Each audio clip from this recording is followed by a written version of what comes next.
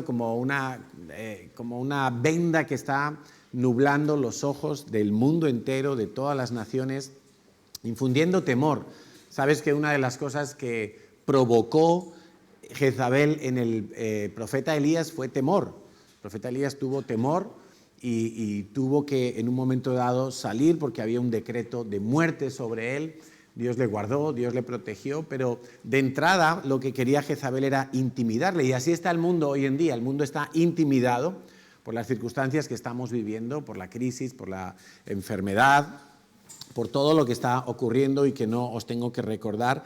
Y Jezabel quiere acobardarnos para que no anunciemos la palabra de Dios, para que no nos congreguemos, para que dejemos de lado la fe y echemos mano de cualquier otro recurso.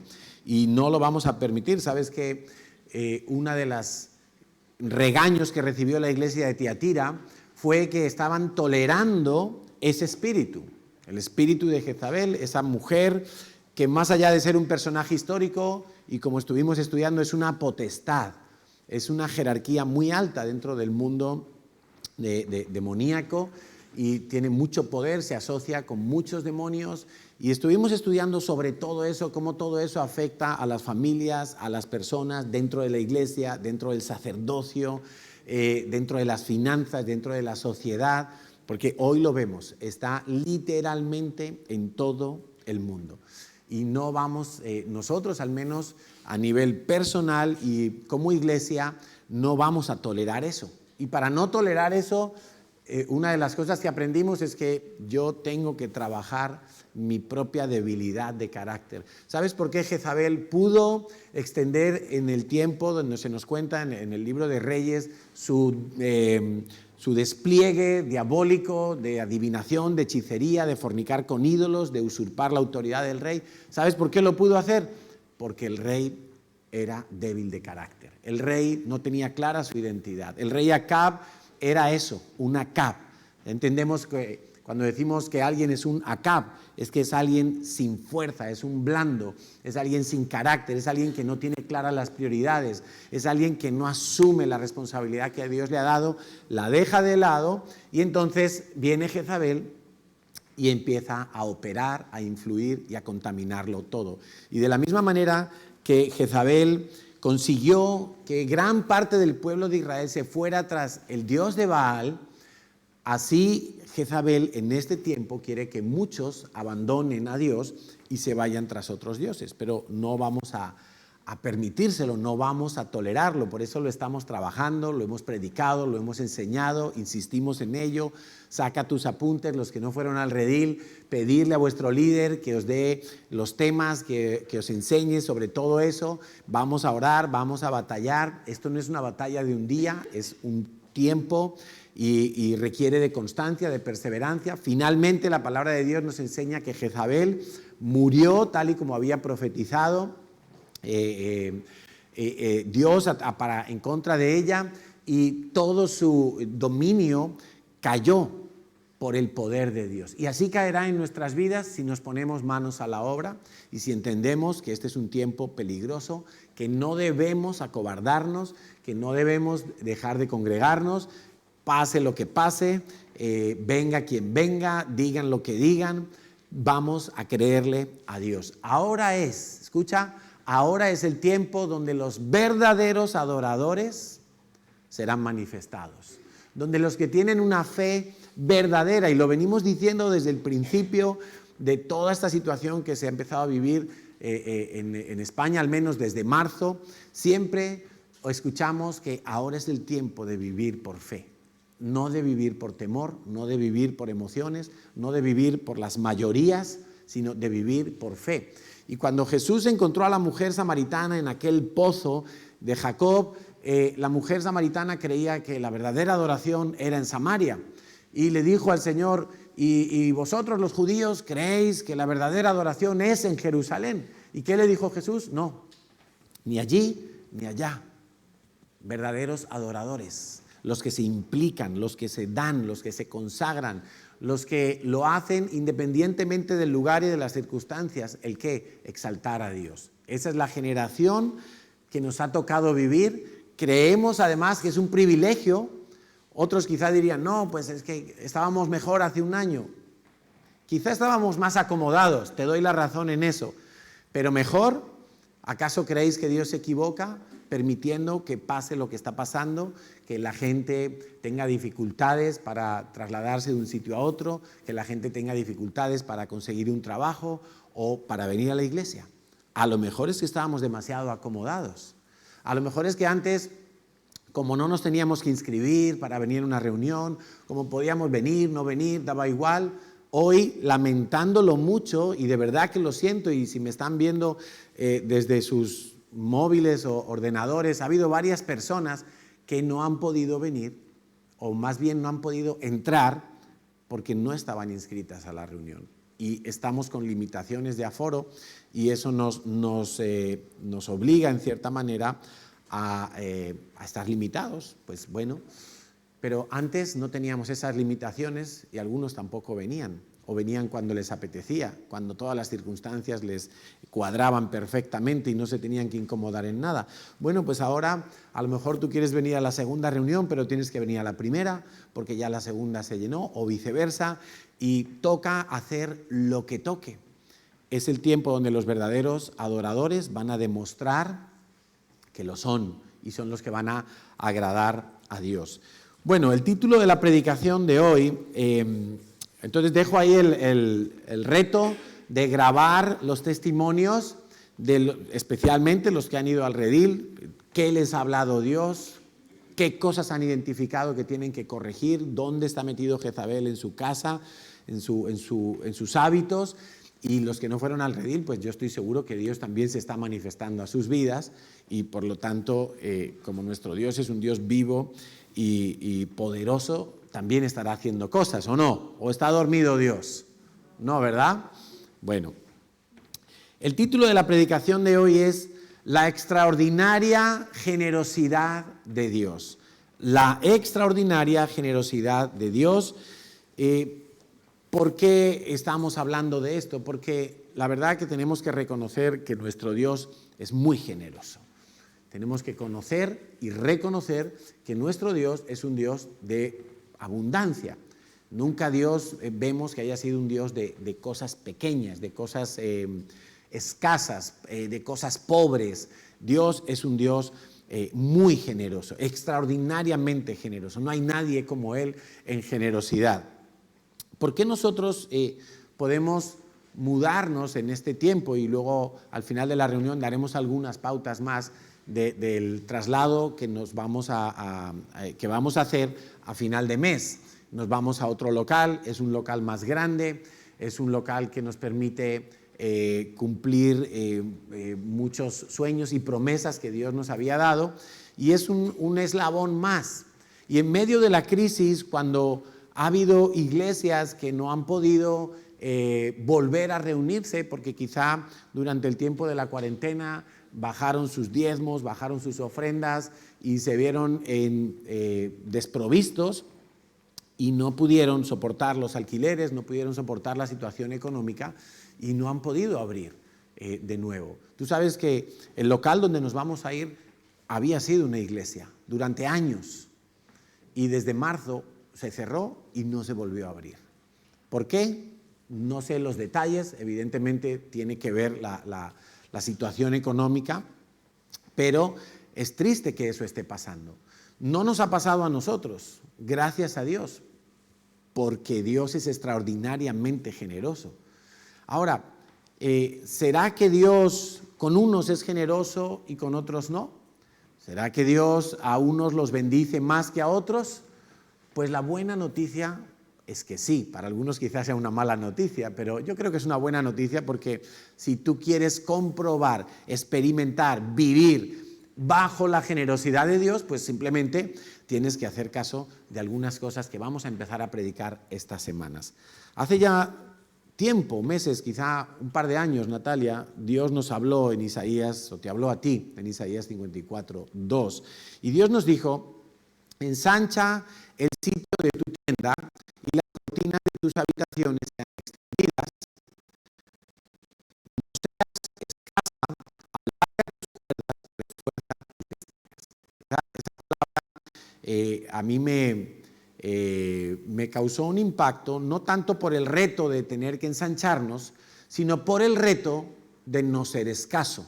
Para mí personalmente, la dificultad estaba en no ser escaso, en no planificar y pensar con escasez, porque lo más cómodo es quedarnos como estamos y adaptarnos a lo que tenemos y quedarnos ahí y morirnos ahí. Pero Dios nos estaba retando a no ser escasos, a pensar más allá de lo que habitualmente lo hacemos. Y yo hablo por mí personalmente, pero si Dios me lleva a mí a esa confrontación, pues de alguna manera también está llevando a toda la congregación por esa misma confrontación. Esa palabra no seas escaso tiene que ver con romper nuestros esquemas, nuestros paradigmas, nuestras estructuras mentales. Todos nosotros tenemos estructuras mentales y lo curioso de estas estructuras es que nosotros no las vemos, no somos conscientes de hasta qué punto la educación que hemos recibido, el ambiente en el que nos hemos criado, el país, la sociedad, el estatus social y la formación, tantas cosas han ido creando en nosotros unas estructuras de pensamiento de las cuales no somos conscientes. Muchos de nosotros hemos llegado a la iglesia, a esta iglesia en concreto, y nos encontramos con que algunas cosas son diferentes. Por ejemplo, tú puedes haber encontrado que la honra a los padres no era importante, pero aquí, enseñando la palabra de Dios, aprendemos que la honra a los padres, y entendemos por padres a toda persona que está en autoridad sobre nosotros, es algo importante. La honra a tu jefe, la honra a los papás, la honra a los abuelos, la honra a los pastores, la honra a tu líder de célula, la honra a aquel que está por encima de ti. Y entonces empiezan como los terremotos mentales, ¿no? Donde las placas tectónicas de nuestra mente empiezan a crujir, empiezan a entrar en conflicto lo que era nuestra estructura mental con lo que la palabra de Dios me empieza a decir, y hay choques, y en esos choques a veces entramos en confusión, en desánimo, a veces entramos en no entiendo nada, ¿qué está haciendo Dios en mi vida? Todo se ha vuelto al revés, y entramos en algunas crisis que son necesarias, que son buenas, que son absolutamente imprescindibles para que nosotros sigamos creciendo. Ahora bien, ¿por qué decía antes que Dios a algunos les bendice más que a otros, o con unos es más generoso que en otros? Pues yo creo que se trata de haber vivido y obedecido la palabra de Dios. Porque nosotros ahora, en medio de la ola creciente de la crisis económica que no dejan de anunciarnos, y es otra de las cosas que no paran de bombardear en los medios de comunicación, una de ellas ya sabéis cuál es, la del bichito. No vamos a decir el nombre porque si no a lo mejor nos cortan aquí la transmisión, porque hasta ese nivel estamos llegando. Entonces, la historia del bichito que está por todas partes y a todas horas. Y si a alguien le pasa algo con el bichito, eso se anuncia a bombo y platillo. Pero cuando pasa algo con el remedio que están investigando los laboratorios para el bichito y de repente alguien desarrolla una enfermedad, la califican de inexplicable y apenas salen las noticias. Porque no interesa, la gente se tiene que poner la vacuna. Y entonces, y lo mismo pasa con la crisis económica. No dejan de decirnos que van a cerrar empresas, que los ERTES, que el paro, que no vamos a recuperar hasta no sé qué año, que la ayuda de Europa, que no sé cuánto, ¿Por qué nosotros, en medio de toda esa ola de crisis económica que cada vez va siendo un poco más evidente, Dios nos permite ir y ensanchar las estacas? Pues simplemente porque la extraordinaria generosidad de Dios se manifiesta para aquellos que siguen guardando su palabra, creyéndola y obedeciéndola. ¿Sabes? Hay un tiempo para cada cosa en esta vida. Hay un tiempo, dice en Eclesiastés, para sembrar y un tiempo para cosechar. Ahora bien, El que no sembró, ¿cuándo le va a llegar el tiempo de cosechar? No le va a llegar. ¿Estamos entendiendo? Si tú no haces tus deberes, esa norma de Dios no se cumple en tu vida. Es así de sencillo. Entonces nosotros, como iglesia y a nivel personal, no hemos dejado de dar, de sembrar, de invertir en el reino de los cielos desde el minuto 1 que comenzó toda esta situación mundial. Nosotros como iglesia todos los meses apoyamos a una familia misionera. No tiene nada que ver con la CCI. No son en nómina, por decirlo así, de la iglesia CCI, ¿no? Todos los meses hacemos una ofrenda como iglesia a algún ministerio que no tiene nada que ver con la CCI. Algún ministerio cristiano, una radio, un ministerio evangelístico, algún ministerio de alguna clase para el reino de los cielos. Y no lo hemos dejado de hacer, ningún mes.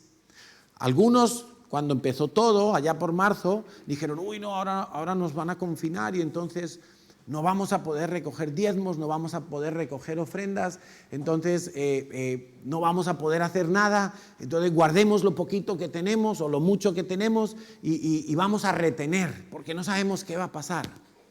Pues no fue nuestra idea tal cosa. Gracias a Dios, a nosotros no nos menguó nada. Nos pasó como a la viuda, que eso no cesó, la viuda de Sarepta. ¿Por qué? Porque hemos seguido dando, hemos seguido sembrando, hemos seguido haciendo nuestra parte, nuestros deberes. Entonces, ahora estamos viendo el resultado de haber hecho en el tiempo difícil, y lo seguimos haciendo, lo que Dios ordena en su palabra. Y por eso estamos viendo la extraordinaria generosidad de Dios, y que espero que muy pronto vamos a poder comprobar todos en persona. Hablando entonces de los paradigmas, Dios tiene que romper paradigmas en nosotros, esas estructuras mentales invisibles, pero que lo condicionan todo en nuestra manera de pensar. Y por ejemplo, algunos creen, porque han sido levantados en esta manera de pensar, que el gobierno les tiene que dar todo, las ayudas, el paro, la vivienda, todo, la beca, y se acostumbran a vivir una vida de pedir, el gobierno me tiene que dar, la iglesia me tiene que dar, los demás me tienen que dar, todos tienen que hacer para darme a mí, porque yo lo necesito, porque yo no tengo, porque yo esto y lo otro. Pero sin embargo, lo que nos enseña la palabra de Dios, la verdad de Dios, que Dios también tiene sus paradigmas y son buenos, la verdad de Dios dice que es más bienaventurado dar que recibir. ¿Cuántos han cumplido años en lo que va de 2020? A ver. Pero unos pocos han cumplido años, o sea, todos los demás son del último trimestre. Bueno, seguramente habéis recibido un regalito el día de vuestro cumpleaños, uno, por lo menos uno, ¿no? Alguien te hizo un pastelito, alguien te regaló algo y tú dices, ay, pues qué bien, me han dado un regalo. Uno se siente bien, ¿verdad?, cuando le regalan algo. Y mira, a mí me regalaron este reloj que ahora es como Jezabel, me controla todo. Cuando me acuesto, cuando me levanto, el sueño profundo, las calorías, los pasos, esto es una cosa... Mi suegra aquí está metida, ¿no? Entonces, nos hemos sentido bien cuando nos han regalado algo. Y qué bien, y de verdad que uno se siente bien. Pero lo que Dios dice es que tú vas a ser más feliz cuando tú des. Y alguno dice, no, pero a ver, eso no puede ser, es que a mí lo que me gusta es que me hagan regalos, es que me inviten a comer, es que me lleven en un viaje, es que, sí, y es verdad, eso gusta, eso mola, pero más bienaventurado, mola más cuando tú das.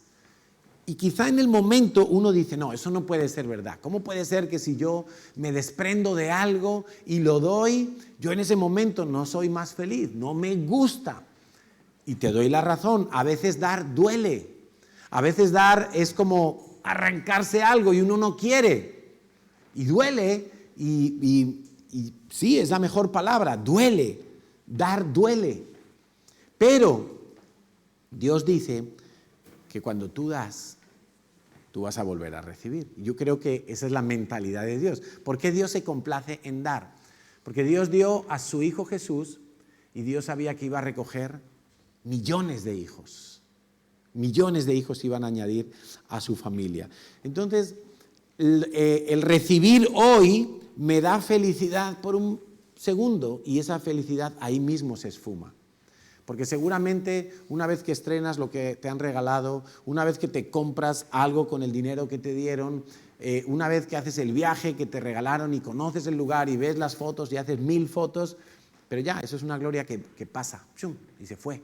Pero cuando tú das, estás con la expectativa de ver el poder de Dios, de ver el favor de Dios, de ver el milagro retornarse a tu vida. Y no lo hacemos para ver el milagro retornarse a nuestras vidas, lo hacemos porque creemos en la palabra de Dios. Y Dios dijo, es más bienaventurado. ¿Hay aquí alguien que quiera ser infeliz? ¿Hola? ¿Hay alguien que quiera ser infeliz? ¿En casa hay alguien que quiera ser infeliz? Creo que no. Creo que todo el mundo quiere ser feliz. Eso es lo que dijo el Señor Jesús. Hechos 20:38. Más bienaventurado es dar que recibir. Vas a ser más feliz, más feliz. No, pero recibir también se siente bien, sí, pero más si das. Más si eres tú el que da. Entonces yo creo que Dios quiere que aprendamos de Él porque la generosidad de Dios es más que evidente. Quizá hay algunas facetas del carácter de Dios que no las vemos tan claras. Decimos Dios es santo, pero bueno, no sabemos qué es la santidad pura. Todavía no hemos estado en el trono de Dios, en la misma presencia de Dios. La justicia, la misericordia se ve un poco mejor porque nosotros mismos somos objeto de la misericordia de Dios. La bondad. Pero muchos dicen, no, ¿y dónde está la bondad de Dios? Si hay gente que pasa necesidad en la tierra y hay gente que sufre y hay guerras y a veces cuesta ver un poco este tipo de características o de facetas del carácter de Dios, el mismo poder de Dios. Leemos los evangelios y vemos hoy en día el cristianismo y hay menos milagros. Y entonces quizá decimos, bueno, ¿y el poder de Dios dónde está? Yo sí lo creo, pero no lo veo. Ahora, la generosidad de Dios se ve fácilmente, se ve por todas partes. ¿Por qué? Primero, Dios te ha dado la vida. Antes que Dios crease la tierra y los cielos y las estrellas y el sol y la luna, antes de todo eso, Dios ya tenía tu existencia en su mente, planificada. Dios ya había pensado en que tú existieras, en que tú vinieras a la vida. Efesios 1:4 dice, según nos escogió en Él antes de la fundación del mundo, para que fuésemos santos y sin mancha delante de Él. Dios nos ha dado la vida, Dios nos ha dado a su Hijo Jesús. Y vamos a entender que amar es dar. De tal manera, Juan 3:16, amó Dios a nosotros que dio a su Hijo Jesús para que todo aquel que en él cree no se pierda, mas tenga vida eterna. De tal manera amó que entregó, de tal manera amó que sembró, de tal manera amó que dio. Puedes poner todos los verbos que quieras allí. De tal manera amó Dios que tomó la iniciativa. Él no esperó a que fuera el hombre el que buscara a Dios. Él dijo, no pueden hacerlo, están imposibilitados, son débiles, fracasan continuamente en su propio pecado. Yo los voy a amar de una manera que sea tan completa que puedan venir a mí. Y ese es el mayor regalo de Dios. Fíjate si Dios es generoso, que ha abierto las puertas de su santuario, del cielo, donde está sentado Él en su trono, rodeado de gloria, de perfección, para que tú y yo nos sentemos con Él en ese lugar celestial.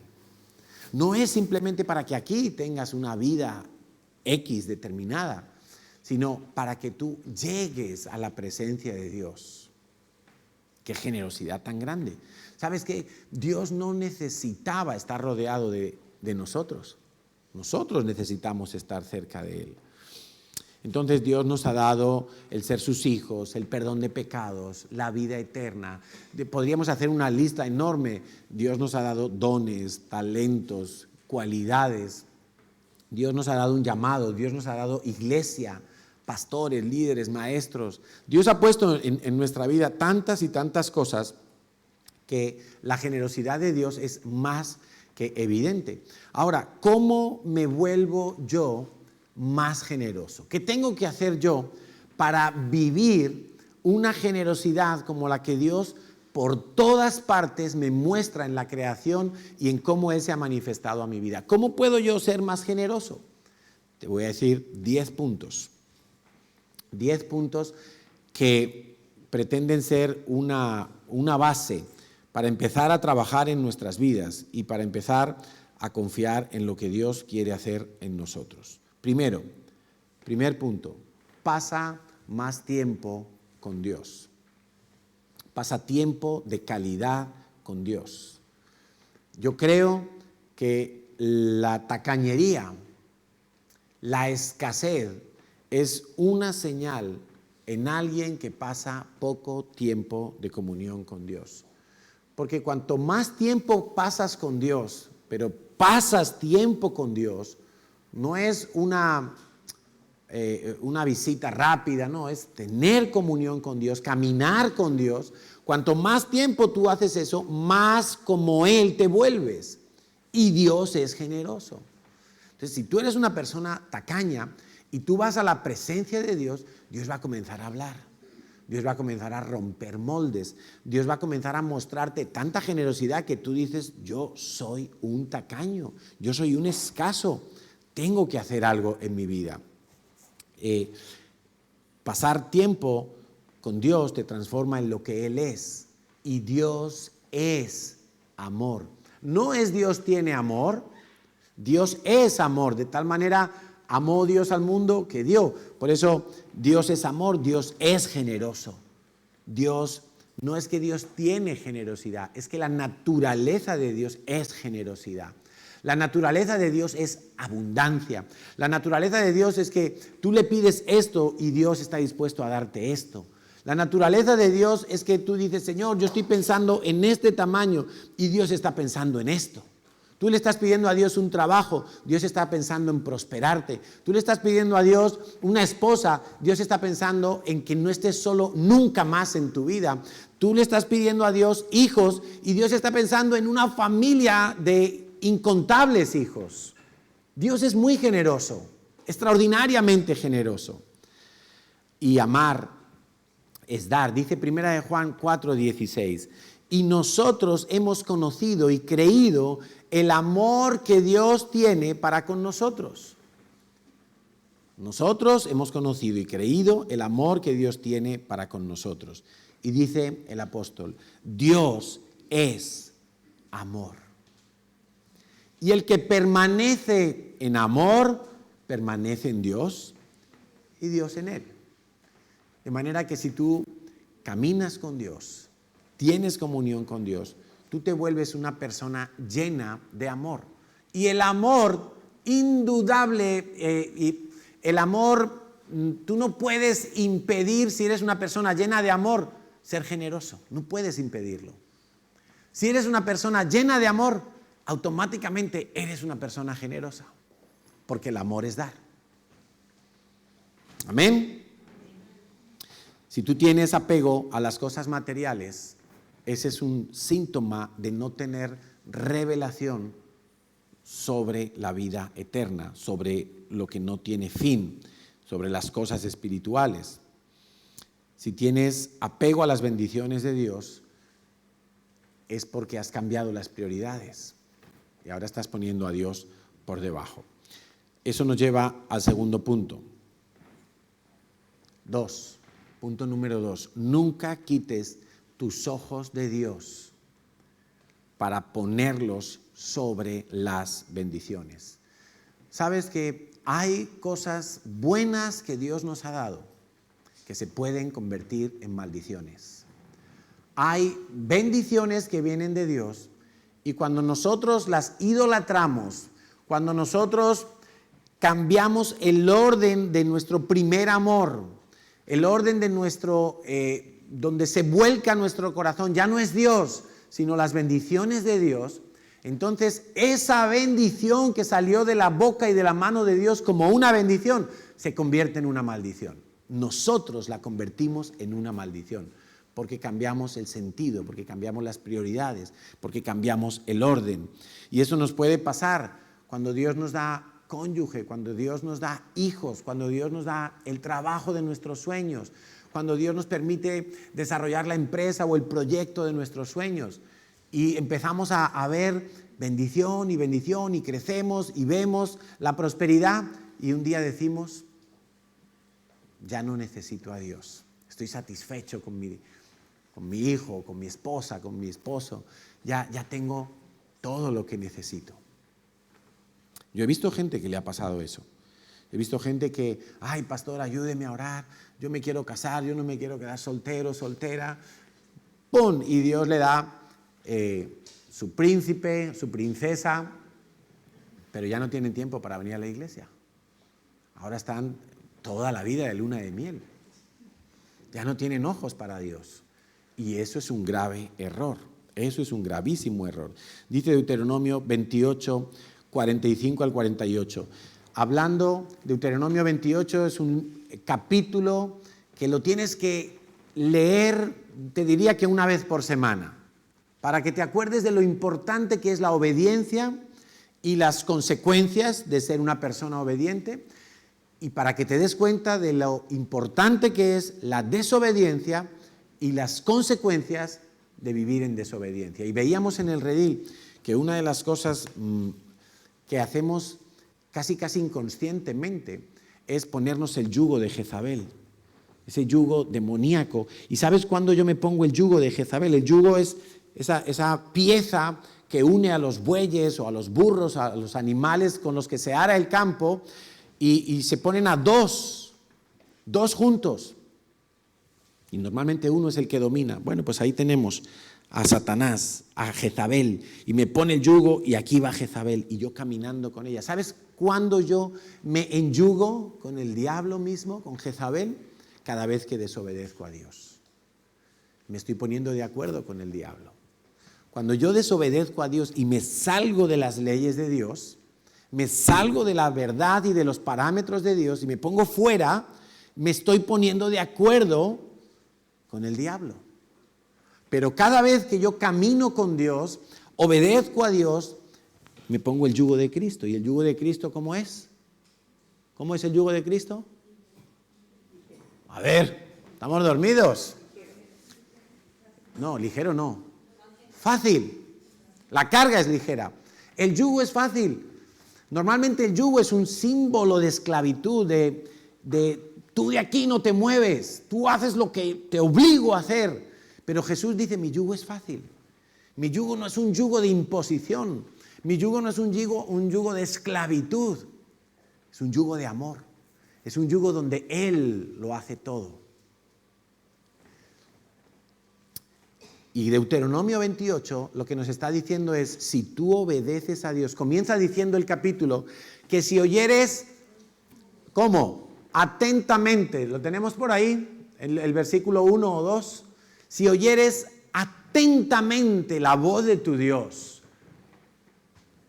atentamente, es que no es oír de cualquier manera. Padres, por eso es tan importante que enseñemos a nuestros hijos a oír la voz de los papás. Hijo, la cena está lista. El hijo tiene que oír la voz de su papá, la voz de su mamá, no como si fuera la voz de la televisión que está hablando por ahí tonterías de Sálvame. No como si fuera el Chiringuito ahí oyendo a Pedrerol. No, la voz de su padre o de su madre. Hijo, apaga la tele. Hijo, esto, lo otro. Esa voz tiene que ser para ellos importante, la tienen que atender. Y si no enseñamos a nuestros hijos a atender a nuestra voz, ¿cómo pretendes que van a oír la voz de Dios? ¿Cómo pretendes que van a obedecer a Dios? Si no nos obedecen a nosotros, que los tenemos delante, que les damos todos los días la comidita, que les hemos cambiado los pañales desde que han nacido, que les hemos acompañado al colegio de la mano, que les hemos defendido de los que les querían hacer bullying. ¿cómo pretendes que van a obedecer a Dios si no te obedecen a ti? Es tan importante que los hijos aprendan a obedecer a los papás, pero tan importante si oyeres atentamente la voz de tu Padre Dios. ¿Para qué? Porque no es para almacenar información en el disco duro de nuestra memoria, de nuestro cerebro. No, es para poner por obra, obedecer, poner por obra, obedecer. Hay gente que oye y no obedece. ¿Le sirvió de algo? La Biblia dice que esos son insensatos. Insensato es alguien que no tiene zen, como dicen en catalán, ¿no? No tiene masa aquí dentro, es un loco, es un insensato. Oye la palabra de Dios y no la pone por obra. Insensato, necio, también llama la Biblia a tales personas. Por eso la Biblia dice, ojo con todo lo que tú aprendes y te quieres hacer maestro de la ley, porque cuanto más sabes de la ley, más se te va a exigir que pongas por obra lo de la ley. Claro, a una persona que llega nueva a la vida cristiana, no conoce la Biblia, casi apenas la ha leído en toda su vida, pues Dios no le va a exigir gran cosa. Pero ya cuando tú empiezas a ver, a entender, a conocer los principios de Dios, si no los obedeces, entonces Deuteronomio 28, a partir del versículo, a mitad del capítulo más o menos, Dios empieza a relatar cuáles son las consecuencias de no obedecer a su palabra. La primera parte del capítulo son las consecuencias de obedecer. Te enyugas con Dios y eso es una bendición extraordinaria. Vas a ver la bendición de Dios. Pero cuando no obedecemos, en el versículo 45 al 48, hay más, pero me he centrado en estos tres, dice, vendrán sobre ti estas maldiciones, te perseguirán y te alcanzarán hasta que perezcas. Esto es más serio de lo que parece. Esto no es que, uy, qué mala suerte, uy, me pasó esto, me echaron del trabajo, me arruiné, perdí esto, perdí lo otro. Ojo, no vaya a ser que lo que tú estás viviendo es que no lo puedes remediar bajo ningún concepto, porque has vivido en desobediencia a los principios de Dios, las maldiciones te alcanzan. Si vives en obediencia, también te alcanzan las bendiciones, es que no las tienes que buscar. Hay gente que, ay, busco las bendiciones. ¿Quieres que Dios te bendiga? ¿Quieres que Dios te bendiga, sí o no? Guarda la palabra de Dios. Es que Dios no miente. Es que Dios dice, ponme a prueba. Dios no miente. Dios es el mismo ayer, hoy y siempre. Su palabra se cumple sin faltar nada. Dice, vendrán estas maldiciones, te alcanzarán por cuanto no habrás atendido a la voz de Yahweh tu Dios para guardar sus mandamientos y sus estatutos que Él te mandó. 46, y serán en ti por señal, las maldiciones serán por señal. Y por maravilla, la gente dirá, madre mía, qué mal le va, pero ¿qué habrá hecho? Todo le sale mal. Mira, todo lo que emprende, fracasa. No pega una a derechas. Dice, y en tu descendencia, qué importante, y en tu descendencia. No conocer que Dios es un Dios de generaciones, que visita las generaciones siguientes, que lo que yo hago para Dios en obediencia le está allanando el camino a mis hijos, y lo que yo hago en desobediencia le está metiendo en dificultades a mis hijos. 47. Y dice aquí la razón, Dios. Una de las razones por las que la gente a veces se olvida de seguir obedeciendo a Dios. Por cuanto no serviste a Yahweh tu Dios con alegría y con gozo de corazón por la abundancia de todas las cosas. Es decir, Dios te empezó a dar y a bendecir, y eso se te indigestó porque quitaste tu mirada de Dios y ya la pusiste en las bendiciones. Y ya pensaste que como eso te lo había dado Dios, ya tenías el derecho a olvidarte de Dios. Ojo con eso. Tercer punto, vamos rapidito. Renuncia a la mentalidad de pobreza. Esto es algo intencional que tú tienes que hacer. ¿Por qué? Porque todos venimos de algún tipo de mentalidad de pobreza. hemos sido criados fuera de los principios de Dios y eso ha provocado que nuestra mente sea una mente que tiende a la escasez y a la pobreza. La pobreza más fuerte de erradicar en este mundo no es la de los indigentes, no es la del continente africano o la de los países subdesarrollados. La pobreza más fuerte de erradicar es la que está aquí dentro, es la que está dentro de nuestra mente. Y hemos sido criados entonces quizá por familias que tenían esa mentalidad, en países que tenían esa mentalidad, o quizá incluso en iglesias. Tú sabes que hay gente que cree que los cristianos tenemos que ser pobres, e ir todos en alpargatas. Hay gente que cree que los cristianos tenemos que hacer voto de pobreza. Pero yo no veo eso en ninguna parte de la palabra de Dios. Hay gente que cree que Jesús era pobre, que mendigaba para que le dieran. Jesús tenía una cantidad de amigos ricos, por cierto, ricos, que le daban unas ofrendas que nunca le faltó nada. Nunca persiguió la riqueza, pero nunca le faltó nada. Es que nada, como a cualquier hijo de Dios que le crea a Dios, nunca le va a faltar nada. Si tú eres hijo de Dios, tú tienes que empezar a cambiar esa mentalidad. Y la mentalidad de pobreza es una mentalidad que me lleva a decir cosas como, bueno, es que yo como soy extranjero en España no puedo prosperar. No puedo aspirar a otro trabajo que no sea limpiar casas. Es que yo, si no hago trampas, no voy a prosperar. Es que si no me corrompo, no voy a prosperar. Es que yo, si no pido prestado, nunca podré salir adelante, o poner mi negocio, o hacer tal cosa. Es que dependo de los bancos, es que dependo del gobierno. Eso es mentalidad de escasez. Eso es no conocer al Dios extraordinariamente generoso que tenemos nosotros, el Dios de la Biblia. Punto 4. Me encanta este. Aprende, cree y obedece los principios de la palabra de Dios. Hay gente que cree que hablar de Dios y de dinero, o de Biblia y de dinero, es poco menos que una herejía. Pero tú sabes cuántas partes en la Biblia hablan de dinero. De dinero, Te hablo de dinero. Te hablo de finanzas, te hablo de oro, de cosas materiales. Cantidad de parábolas, cantidad de versículos, cantidad de enseñanzas, tanto en el Antiguo como en el Nuevo Testamento. Cantidad. Y quiero que me acompañes a leer para entender un poco más la importancia de este punto. Lucas 7, 20 al 22. Estaba Juan el Bautista en la cárcel. En algún momento el hombre pierde la perspectiva de las cosas y ya no sabe si este tal Jesús de Nazaret, su primo, es el Mesías o no lo es. Y entonces manda que vayan sus discípulos y le pregunten a Jesús.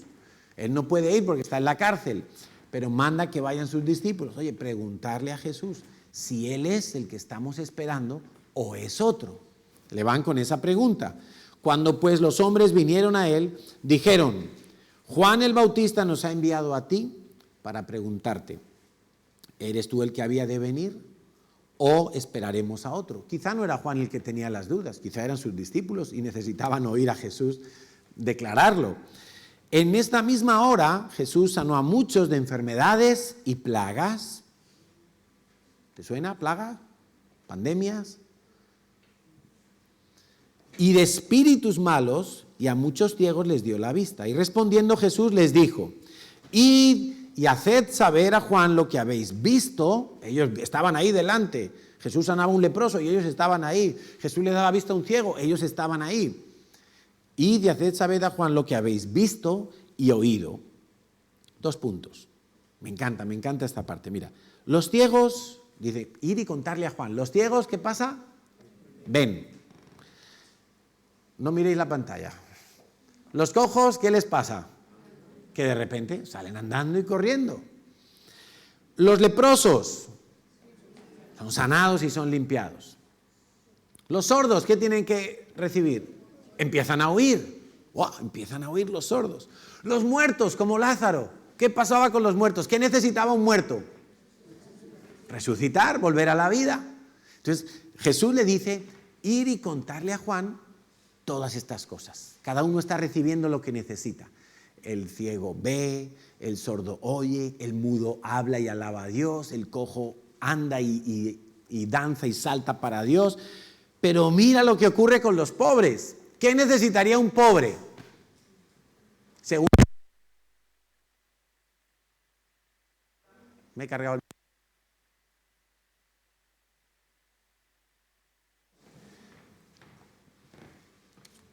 A ver. Ya se oye, ¿no? Perdón. ¿Qué necesita un pobre? Un cheque, ¿no? Una tarjeta de crédito. Vaya al Banco Santander y en 3 minutos sale con su crédito. O un cheque regalo. O un lote de comida. O tome 20.000 euros para que ponga su negocio y ya no ande más pobre. ¿Sí o no? Según esa lógica, o más bien según la lógica de nuestra mente inducida a la pobreza, la lógica sería, hombre, pues a los pobres vamos a darles de comer, vamos a construirles una casa para que vivan, vamos a darles una vivienda digna porque lo dice la Constitución española, vamos a darles 1.000 euros de sueldo porque es el sueldo mínimo y vamos a darles y vamos a darles. Pues no, señor. ¡Oh, sorpresa! Jesús dice a los pobres, ¿qué hay que hacer con los pobres? Anúnciales el Evangelio. ¿Por qué será? Porque tienen que aprender los principios financieros del reino de los cielos para que corrijan las malas decisiones que les llevaron a la pobreza. Porque quizá invirtieron donde no debían, se asociaron con quien no debían, arriesgaron cuando no era tiempo, nunca consultaron a Dios sobre cómo manejar su dinero, quizá no diezmaban, quizá empezaron a darle a todo el mundo, a prestar a todo el mundo y luego nadie les devolvía y se quedaron sin nada. ¿Quién sabe por qué eran pobres? También dijo Jesús que siempre habría pobres con nosotros. Entonces, ¿qué tenemos que hacer con los pobres? Ay, vamos a darle el bocadillito. Cuando yo era niño, una vez estábamos toda la familia en Madrid y fuimos a comer, mis tíos, mis primos, mis padres, todos ahí, y salimos del restaurante, íbamos para el restaurante y vemos un mendigo en uno de los túneles subterráneos en una calle de Madrid. Había que pasar por debajo de la calle, en una avenida muy grande. Y allí había un mendigo, un pobre hombre, no tenía nada, 3 cartones y uno más de vino, un cartón más de vino. Entonces, claro, los primos, que éramos pequeñitos, íbamos todos corriendo y nos encontramos al mendigo. Uy, mendigo, papá, dame unas pesetas en aquella época, ¿no? Dame unas pesetas para darle al pobre hombre. Venga, toma unas pesetillas. Y fuimos y le dimos al pobre, allí en su botecito, en su platito, y dejamos unas moneditas. Y nos fuimos a comer. A la vuelta del restaurante volvimos a cruzar por el subterráneo. ¿Y sabes en qué se había gastado el pobre hombre el dinero? En más vino. Allí estaba bien calentito de vino. Pero claro, ¿le habíamos solucionado la vida? Le habíamos solucionado un par de horitas. Un par de horitas que el hombre estaba contento, se olvidó de su calamidad y tenía una cogorza que era más feliz que todos nosotros. Pero no le solucionamos la vida. Al minuto siguiente seguía siendo pobre. Y seguramente siguió siendo pobre si nunca aprendió los principios del reino de Dios. Porque en el reino de Dios no habrá pobres. Porque todos estarán suplidos. Porque Dios se encarga de suplir a sus hijos. Entonces, los principios de Dios nos van a ayudar, a administrar correctamente. Qué importante es saber administrar. Esto no es solo, oh Dios, bendíceme y dame muchas cosas. Tienes que saber administrar. Y no vale decir, no, es que en mi casa el que administra a mi marido, yo de eso no entiendo. O administra a mi mujer, yo me dedico a trabajar. No, tú tienes que aprender a administrar porque se puede aprender. Se puede aprender a ser generoso. Tú tienes que aprender a administrar. Tú vas a aprender que Dios es lo primero. ¿En qué me gasto el dinero? ¿En qué me gasto el dinero? Vas a tener que aprender que lo primero es Dios. Con el diezmo, lo primero es Dios. No es lo segundo, no es lo que me sobra, no es los últimos centimillos, no. Lo primero es Dios. No, pero es que si le doy, lo primero es Dios. Cree la palabra de Dios, aplícala y vas a ver que Dios no miente. Es que Dios dice, pruébame, rétame. Es que Dios está deseando mostrar su gloria y su poder en tu vida. Lo primero es Dios. Vas a tener que aprender a ofrendar. Ay, pero es que el diezmo no es suficiente, ya estoy dando mucho. No, el diezmo no es dar. El diezmo es devolver. Ya hablaremos de todo eso porque vamos a estar hablando estas semanas. Pero el diezmo no es dar, quítate eso de la cabeza. Eso es mentalidad de pobreza. El diezmo no es dar, el diezmo es devolver.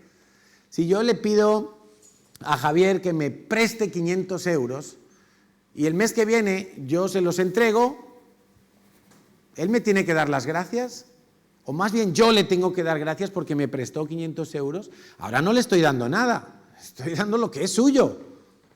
Eso simplemente fue un transfer temporal. Bueno, el diezmo es lo mismo. El diezmo no es dar.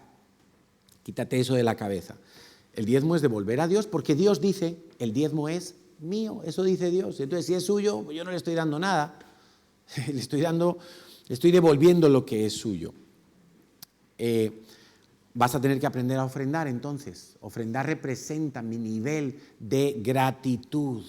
Vas a tener que acordarte del pobre, claro que sí, porque el pobre, ahora tampoco nos vamos a volver tan espiritualoides como hacían los fariseos. No, como hay que anunciarles el evangelio, ya no le doy un bocadillo al pobre. No, también, claro, de momento tiene hambre y tiene sed y está desnudo y pasa frío, le tienes que suplir su necesidad en el momento, pero también le tienes que llevar el evangelio. Y nos tenemos que acordar del pobre. Dice la Biblia que el que le da, escucha, el que le da al pobre, le presta a Dios. ¿Tú crees que Dios es moroso? ¿Está en la lista negra? ¿Es de los que le debe a Hacienda algo o a alguien le debe algo Dios? Dios paga todo lo que Él ha prometido. Nos tenemos que acordar, por supuesto, del evangelio en sí mismo, de las misiones. Y nos tenemos que acordar de otros, porque va a haber momentos, si tú quieres trabajar y crecer en generosidad, Dios te va a dar oportunidades de ser generoso. ¿Sabes lo que significa eso, no? Dios te va a poner en situaciones donde el único que va a estar dispuesto a dar eres tú. Y tendrás que dar. Más allá de todos estos conceptos que hemos citado ahora. Dar como estilo de vida. Y algunos dicen, no, pero es que, pastor, yo no doy porque es que no tengo. Y una vez más, mentalidad de pobreza. No doy porque no tengo. Ay, que es el cumpleaños, es que no tengo para dar. ¿Qué es el redil? No, es que no tengo para ir al congreso. ¿Qué es no sé qué? Es que no tengo. Todo es no tengo.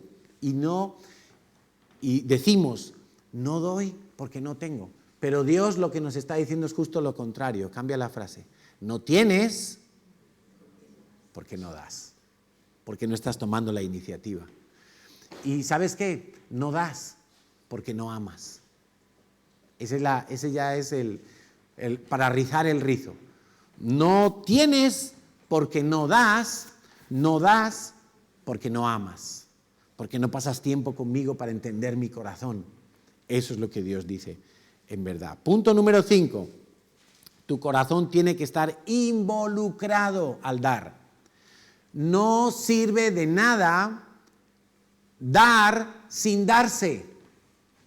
No sirve. Natalia nos lo recordaba en el tiempo de la alabanza, 1 Corintios 13:3. Si repartiese todos mis bienes para dar de comer a los pobres. Imagínate.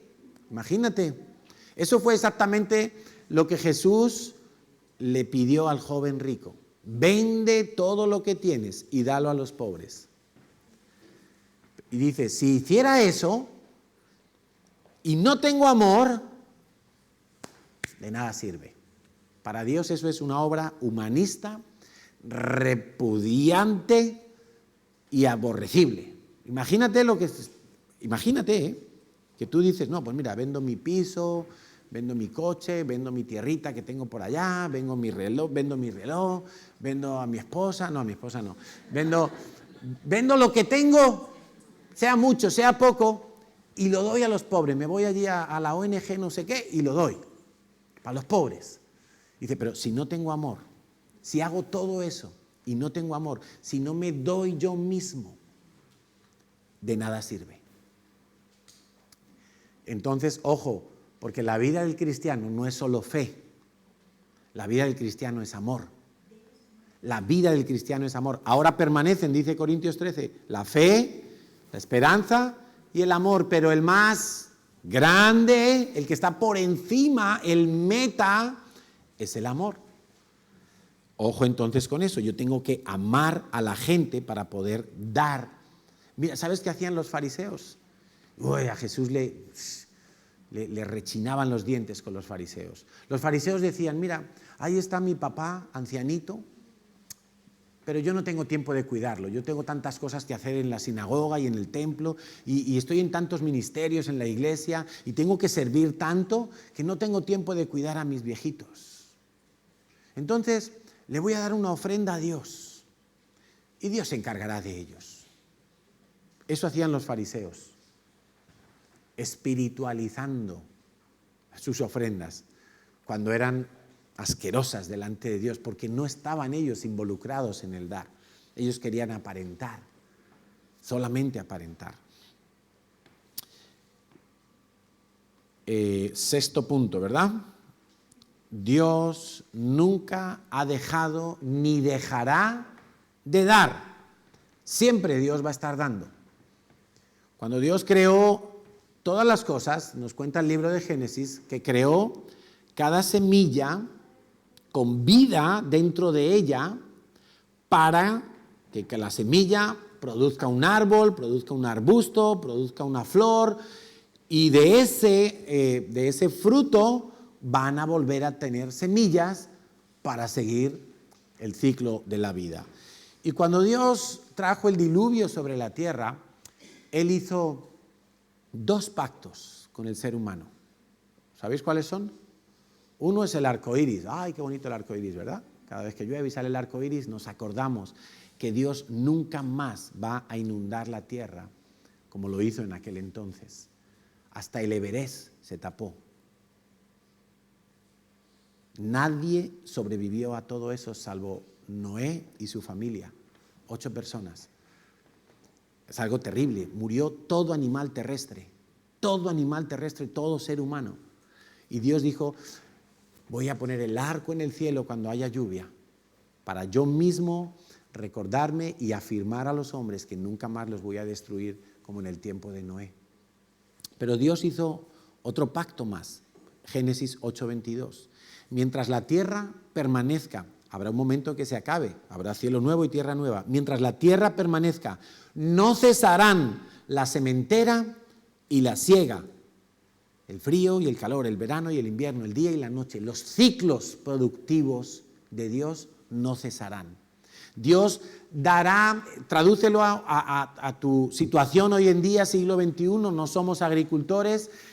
Dios dará todo lo necesario para que tu producción no cese en el trabajo que tú tengas. Dios dará las condiciones, las circunstancias, los contactos, los clientes, las faenas, lo que tenga que dar. Y el ciclo productivo no parará. Ahora, eso me habla también de que yo tengo que trabajar, de que no sirve de nada que yo eche currículums y luego cuando voy a la entrevista, ay, no, es que este trabajo hay que madrugar mucho. No, es que este trabajo, el paro me da más. No, es que este jefe es muy cascarrabias, no aguanto ahí yo. Y claro, Dios, los vagos, ya lo vamos a ver también en estas próximas semanas, Dios no quiere ni que se le acerquen los vagos. Vamos, que no se le acerquen para nada, porque es que Dios no es vago. Dios hasta el día de hoy trabaja y no soporta a los vagos. Punto 7. Asume que a Dios no le puedes comprar con dinero. Las bendiciones no se compran. Nunca vas a impresionar a Dios con lo que le des. Jamás vas a poder darle a Dios más de lo que Él te ha dado. Por lo tanto, no creas en ningún momento de tu vida que tú ya has dado mucho, que tú ya has aportado mucho al reino de los cielos, que tú ya sirves mucho, que tú ya entregas muchos diezmos o muchas ofrendas, o que ya una vez te esforzaste impresionantemente y tuviste un reto de fe y que ya nunca más Dios te va a pedir que hagas algo extraordinario, algo extravagante. No lo creas. Asume que Dios siempre te va a dar más de lo que tú le puedes dar a Él. 8. Asume de la misma manera que Dios, todo lo que te pida es para mejorarlo, multiplicarlo o prosperarlo. Y que sepas una cosa, habrá momentos en tu vida donde Dios te va a pedir las bendiciones que Él te ha dado. Te va a pedir que renuncies a ellas, que sueltes eso, que lo entregues. Cuando digo renunciar, es que lo sueltes, que te deshagas de ello. Y tenemos tantos ejemplos en la palabra de Dios donde encontramos a Dios pidiéndole al hombre, al ser humano, pidiéndole a sus hijos, ven, dame esa bendición. La viuda de Sarepta, solo me queda un poquito de harina, 3 gotas de aceite, voy a hacer una pequeña torta, me la voy a comer con mi hijo y mañana solo me espera la muerte. Y el profeta le dice, no, dame a mí primero. Oh, pero ¿cómo puede ser que le dé al profeta, pero si apenas tiene una torta y ya es para morirse? Había hambruna en aquel tiempo en la tierra, en Israel. Pero la viuda obedeció, la viuda le creyó al profeta que venía de parte de Dios. ¿Y qué le pasó a la viuda? Se le multiplicó todo. Nunca escaseó. Nunca escaseó quiere decir que tuvo de sobra. Yo me imagino allá los vecinos, oye, Juanita, dame un poquito de harina. ¿Por qué? Porque ella le dio a Dios lo que le pidió. Y era lo último, Y era lo último. O como aquella mujer también viuda que entregó todo lo que tenía en el alfolí. Pero todo lo que tenía no eran millones. Todo lo que tenía eran unos centimitos. Pero lo entregó todo al alfolí. Jesús le pidió la barca a Pedro. A Abraham se le pidió su hijo Isaac, en el cual Abraham tenía una promesa de que iba a tener una descendencia, una nación entera, y de repente su único hijo, y Dios le dice, sacrifícalo. Vamos, lo sacrifico. Le creyó a Dios y como le creyó a Dios, Dios lo detuvo antes de sacrificarlo. ¿Y qué le dio Dios a Abraham? Pues Dios le dio una descendencia numerosísima. Efectivamente Dios cumplió su palabra. Jesús le pidió a un niño apenas unos panes y unos peces que tenía. ¿Y qué hizo? Los multiplicó. El niño podía haber dicho, no, pero esto es mi merienda. Aquí está mi bocadillo y ¿cómo voy a dar yo esto? Los demás si no han traído, pues allá ellos. Pero es que es la voz de Dios la que hablaba. Es la voz de Dios diciendo, dame. ¿Por qué? Ten por seguro que Dios lo va a mejorar, multiplicar o prosperar. O las 3 cosas juntas. Ese es Dios. Cuando Dios te pida tu corazón, dáselo sin ningún temor. Cuando Dios te pida tu tiempo, dáselo sin ningún temor. Cuando Dios te pida tus habilidades, dáselas sin ningún temor. Qué fácil entregamos nuestras debilidades, ¿no? Ay, Señor, yo soy débil en esto, ayúdame, ayúdame. Pero nuestras fortalezas, nuestras habilidades, nuestros recursos, dones, talentos, cuando Dios te los pida, no dudes en entregarlo porque Dios va a hacer algo mucho más grande de lo que tú tienes ahora. Punto 9. Servir también es dar. No pensemos en dar solamente a nivel económico, a nivel material. Servir también es dar. La palabra de Dios nos enseña de un buen samaritano que encontró al hombre que había sido asaltado por los ladrones, estaba herido, ¿y qué hizo con él? Hizo las 2 cosas, darle dinero, pero también le sirvió. Le vendó las heridas, le curó, le llevó en brazos hasta el hostal y lo dejó en el hostal. Primero le sirvió físicamente, le sirvió, le atendió, se dio a él y después lo llevó al hostal y dijo, hasta que esté sano, yo pagaré la cuenta de todo lo que este hombre gaste en el hostal. Pensión completa.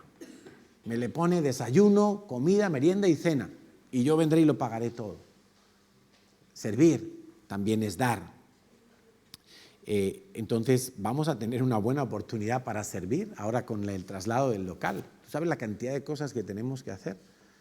Yo por momentos me agobio en casa. Natalia siempre me dice, ¿has dormido bien? Bueno, Algunos días sí, otros días mi mente no para de cosas que se me van ocurriendo, cosas que hay que hacer, cosas que podemos hacer en el nuevo local y está ahí mi mente y no paro, y no paro, y no paro. Y ya entiendo, digo, bueno, Señor, si tú nos dijiste que tú nos abrías una puerta y que nadie la podía cerrar, pues entiendo que tenemos que atravesar esa puerta y Dios proveerá. Dios proveerá, no lo digo en el sentido económico, tenemos, pero Dios proveerá de todo lo que se necesita, de servidores, de gente creativa, de gente apasionada, de gente que se da a sí mismo. ¿Cuántas veces hay gente que se pone mal porque le toca servir? Y llegamos al redil, todos felices, contentos, al congreso, y de repente le dicen, oye, fulanito y menganita, hay que dar clase a los niños. Ay, es que yo quería escuchar la prédica, porque Harvey predica muy bien, porque David da un tema estupendo, porque yo he pagado mi congreso, porque... Ay. Y nos empezamos a quejar. ¿Sabes por qué? Porque no hemos entendido que servir también es dar, también es amar, también es algo espiritual. ¿Qué es más importante? El que sirve las mesas, la Mari del Río que hace allí la paella en la cocina, todo el día encerrada en la cocina, el que da clase a los niños o el que predica aquí arriba. Sabes que la palabra de Dios dice que no todos pueden estar aquí arriba predicando, porque si no, ¿quién cuida a los niños? ¿Quién hace el menú? ¿Quién limpia? ¿Quién atiende las mesas? Y os puedo asegurar que yo he hecho de todo eso, porque hay un tiempo para cada cosa. Pero no nos podemos poner mal porque un día nos digan, oye, necesitamos voluntarios y hay que venir a tal hora o hay que estar abajo en la puerta y te pierdes la predicación. Es que para esto yo no vengo un domingo a la iglesia, yo que vengo a por Biblia. No, la Biblia la tienes que leer en tu casa. Esto es el postre. El plato fuerte lo tienes que comer tú en tu casa cada día. Esto es un postre, esto es una dirección, pero tú tienes que tener... Y además, necesitamos gente que entienda que servir es dar. Y servir es algo muy espiritual. Y punto 10, no por ser el último es menos importante, yo casi diría que es el primero, pero está en este orden. Eclesiastés 5:19 nos da una gran lección. Lo dice un hombre muy sabio, lo dice un hombre que según él mismo dice, había tenido toda clase de riquezas y de vida acomodada y de lujos y de todo. Y dice, asimismo he visto a todo hombre a quien Dios da riquezas y bienes y le da también, escucha, también facultad para que coma de ellas y tome su parte y goce de su trabajo. Esto es don de Dios. ¿Dónde compramos eso? En ninguna parte, es don de Dios. ¿Dónde puedo yo tener esa capacidad para disfrutar de la vida y de lo que Dios me da? No lo puedes comprar, no lo puedes estudiar, no lo puedes adquirir, sobornar a alguien, convencer a Dios para que te lo dé. No, es un don de Dios, es un regalo de Dios. ¿Cuándo te va a dar Dios ese regalo? Eso es la gracia. Cuando tú vives por gracia y tú vas a disfrutar, tengas una choza o tengas un chalet con piscina, una torre a las orillas del mar. Dios te va a dar la capacidad de disfrutar de tu trabajo, de ser feliz en medio de lo que haces, de tomar tu parte y poder compartir con otros, porque por eso dice, toma su parte. No toma todo para él. No, como este es mi trabajo, yo me gasto mi dinero en lo que quiero. ¿Cuántos han dicho eso alguna vez? No levanten la mano. Pero ¿cuántas veces lo hemos dicho, verdad? Como es mi trabajo, yo me lo gasto en lo que... A mí nadie me dice, es que yo... Es mi trabajo. Así le decía yo a mis padres cuando era jovencito con mis primeros sueldos. Es mi trabajo. Y mi padre me decía, sí, yo te pago la casa. Y la luz, y el agua, y el gas, y el teléfono. Sí, es verdad. ¿Quieres independizarte? Independízate. ¿Quieres independizarte de Dios? Independízate. A ver qué tal te va. ¿O quieres seguir viviendo bajo la gracia, viviendo bajo el don de Dios? Hay gente que tiene muchas cosas a nivel material, pero Dios no le ha dado el don de gozar de todo ello. Viven preocupados. Hace poco me enteré que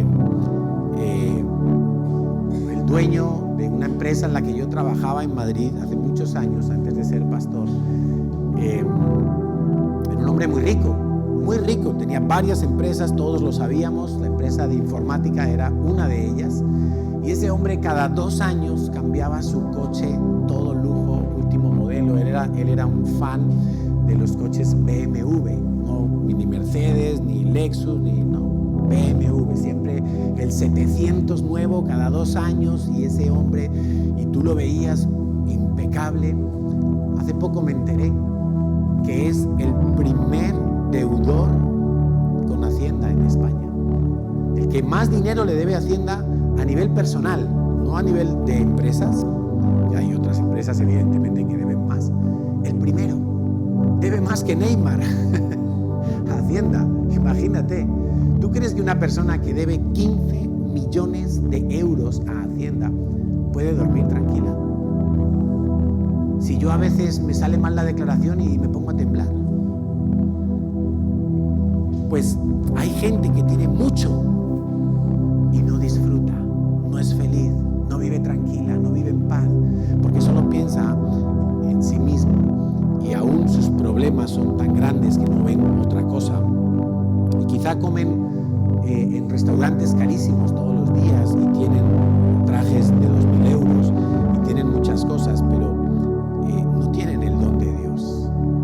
No tienen el don de Dios. Yo cuando oigo esas estadísticas que da la ONU de que hay no sé cuántos millones de personas que viven por debajo del umbral y son pobres, por debajo de no sé qué umbral, y quizá dentro de esos millones de personas hay muchos que no tienen apenas nada.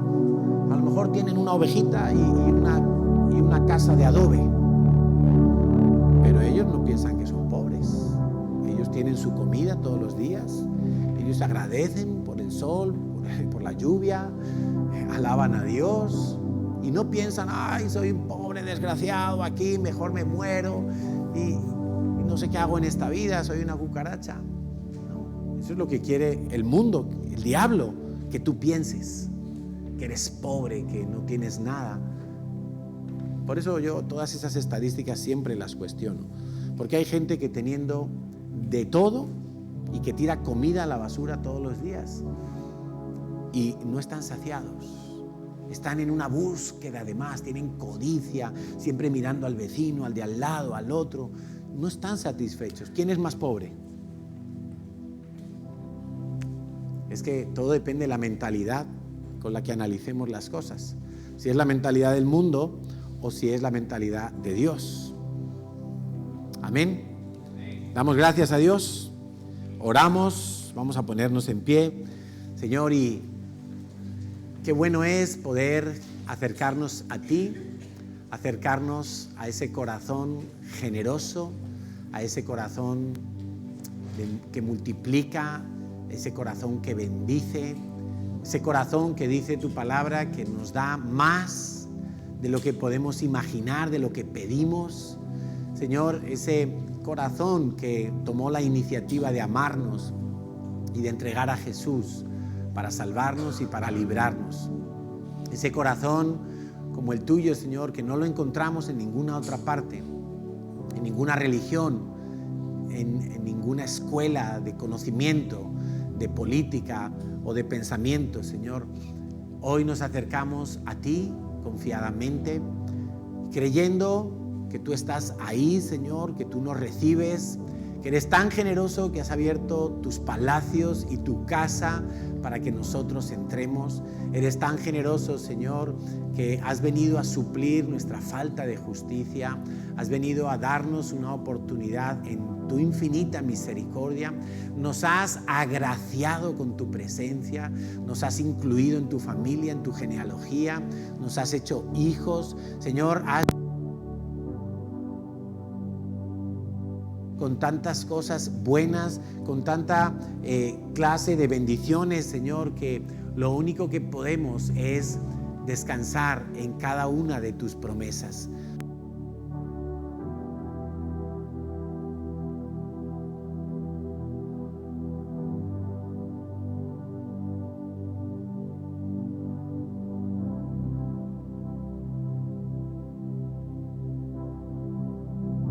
nos ayudes a identificar todas las estructuras de pobreza que hay en nuestra mente, que hemos crecido con ellas, Señor, que nos cuesta ver, que nos cuesta trabajo. A veces entramos en conflicto al leer tu palabra, al ver el testimonio de otros cristianos, al oír predicaciones, y entramos en conflicto porque todo lo que es verdad para ti muchas veces choca con nuestros paradigmas, Señor. Pero no queremos ser personas rígidas, no queremos ser personas que no se dejan enseñar. Tú dices, Jesús, que tu yugo es fácil, y queremos caminar con ese yugo, porque tú eres un buen maestro, porque tú nos enseñas la verdad, porque tú nos enseñas que las deudas son malas, que confiar en el hombre para todo no es sabio, que presuponer que el futuro no va a cambiar no es sabio, Señor. Y queremos aprender a escuchar tu palabra con atención, a tomarla en consideración, a darle todo el valor y toda la honra que merece tu palabra, Señor, porque es la verdad, porque ha salido de tus labios, tú la sustentas, tú la cumples. Señor, queremos caminar contigo y ser generosos como tú eres generoso. ¿Habrá alguien más feliz que Dios en la creación? Señor, un Dios que lo ha dado todo, un Dios que se ha desprendido de su Hijo, un Dios que ha dado justicia al que no tenía, que ha dado amor al que no tenía, un Dios que ha sanado nuestras heridas de rechazo. ¿Habrá alguien más feliz que tú, Señor, que lo has dado todo? Por alguna razón es que tú afirmas con tanta contundencia que es más bienaventurado dar que recibir. Tú lo dijiste, Jesús, porque practicaste la dádiva, practicaste el entregarte, el entregar tu vida aún hasta la última gota de tu sangre, Señor, y tú mismo comprobaste que es mejor, es más feliz aquel que vive para dar que el que vive solamente para recibir. Y queremos ser generosos y queremos aprender a dar, a administrar, a diezmar, a ofrendar, a ser agradecidos por cada detalle de nuestra vida. Señor, hoy mismo tú nos has permitido estar aquí y nos has permitido congregarnos a unos pocos, Señor. Es verdad que no todos pudieron venir a la iglesia. Es verdad que en este momento, Señor, hay limitaciones. Pero, Señor, gracias porque nos has dado una iglesia. Gracias porque nos llevas a ensanchar las estacas. Gracias porque nos llevas a romper con la mentalidad de pobreza, a no pensar escasamente, a no planificar escasamente, Señor. Y queremos pedirte que el cierre de esta etapa en este local tú lo bendigas. De la misma manera te pedimos, Señor, que el inicio de ese nuevo comienzo en el nuevo local tú también lo bendigas y lo prosperes, Señor, porque no queremos ir a ningún sitio si tú no vas con nosotros. Y si vamos, Señor, es porque creemos que tú vas con nosotros y que tú nos has abierto una puerta que nadie, absolutamente nadie puede cerrar.